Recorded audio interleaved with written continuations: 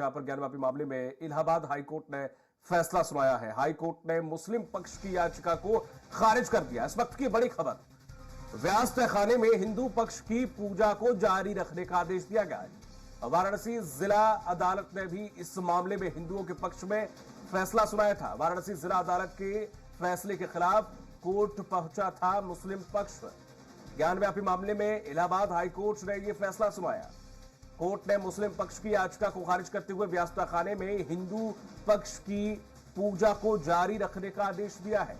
इससे पहले वाराणसी जिला अदालत ने भी इस मामले में हिंदुओं के पक्ष में फैसला सुनाया था, जिसके खिलाफ ही मुस्लिम पक्ष इलाहाबाद हाईकोर्ट पहुंचा था। हालांकि यहां से भी मुस्लिम पक्ष को निराशा ही हाथ लगी है और इलाहाबाद हाईकोर्ट ने ज्ञानवापी के व्यास तहखाने में हिंदुओं की पूजा का अधिकार सुरक्षित रखा है।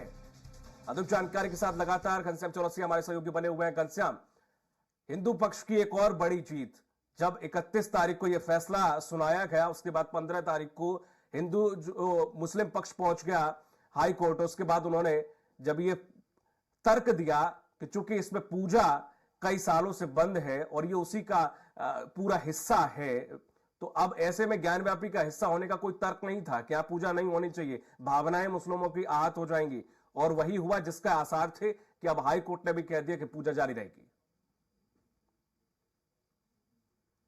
बिल्कुल निश्चित तौर पे दीपक, एक भी ऐसा तथ्य नहीं रख पाए हैं कोर्ट में जिससे ये साबित हो पाए और ये कोर्ट आदेश देने में मजबूर हो जाए कि आखिरकार वहां पे पूजा क्यों बंद हो। एक भी ऐसा जवाब नहीं दाखिल कर पाई। बस एक ही उनका जवाब था कि यहाँ पे काफी लंबे वक्त से यहाँ पे पूजा पाठ बंद था, तो ऐसे में अब इसको शुरू करने पे दूसरे जो पक्ष हैं वो उनको आहत करने वाली बात होगी। लेकिन कोर्ट ने सबको सुना। इसमें जो सरकारी पक्ष था वो यानी जिला एडमिनिस्ट्रेशन, उनका भी पक्ष लिया कि किसी तरीके की कानून व्यवस्था, किसी तरीके का वहां पे जो माहौल है उसमें कोई अवरोध तो पैदा नहीं होगा।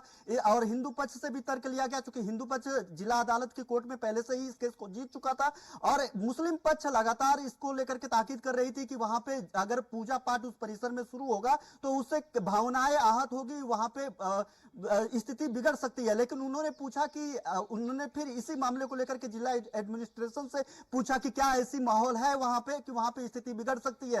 तो जिला प्रशासन ने कहा कि हम लोगों ने जो कोर्ट का आदेश का अनुपालन था, महज 7 दिन के अंदर जो व्यास जी तहखाने को व्यास जी के परिवार को सौंपने की बात थी वो हम लोगों ने अनुपालन कर दिया। वहां पे सुरक्षा व्यवस्था पूरी तरीके से चाक चौबंद कर दी गई है और वहां पे ऐसा कोई भी माहौल नहीं है जिससे वहां पे कानून व्यवस्था बिगड़े। इसके बाद तीनों पक्षों के सुनने के बाद कोर्ट ने ये पाया कि जो मुस्लिम पक्ष के जो तर्क है वो काफी नाकाफी है और उसे रोक लगाने में कोई भी ऐसा तथ्य ये लोग प्रस्तुत कोर्ट में दलील पेश नहीं कर पाए हैं जिससे ये साबित हो कि वहां पे पूजा पाठ किस कौन सा एक्ट लगा करके, कौन सी धाराएं लगा करके और कौन सा तथ्य लगा करके उसको रोका जाए। तो यह अब एक बड़ा झटका मुस्लिम पक्ष को मिला है और इसी के साथ अब हाई कोर्ट ने भी आदेश दे दिया है कि वहां पे पूजा पाठ पे किसी भी तरीके से कोई भी रोक नहीं लगाई जाएगी। पूजा पाठ नियमित दर्शन पूजन चलता रहेगा और इसी के साथ अब जो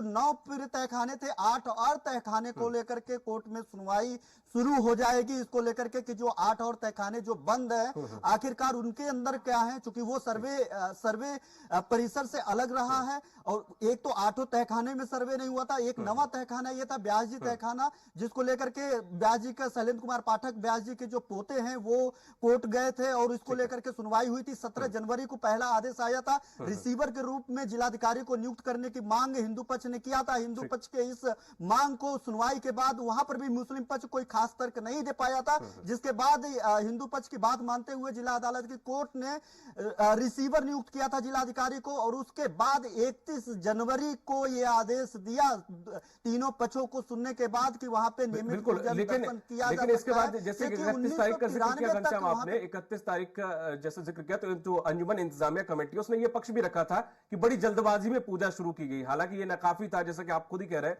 तो अब ऐसे में देखने वाली बात होगी कि जैसे सुप्रीम कोर्ट तुरंत पहुंच गए थे तो सुप्रीम कोर्ट फटकार लगाई पहले हाईकोर्ट जाओ, तब हो सकता है कि हाईकोर्ट में जो इन्हें निराशा हाथ लगी है तो ये हाथ आजमाने के लिए सुप्रीम कोर्ट भी जाएं, क्योंकि ये मानने वाले नहीं है, ऐसा साफ दिखाई देता है। बहुत बहुत शुक्रिया तमाम महत्वपूर्ण जानकारी साझा करने के लिए। कानपुर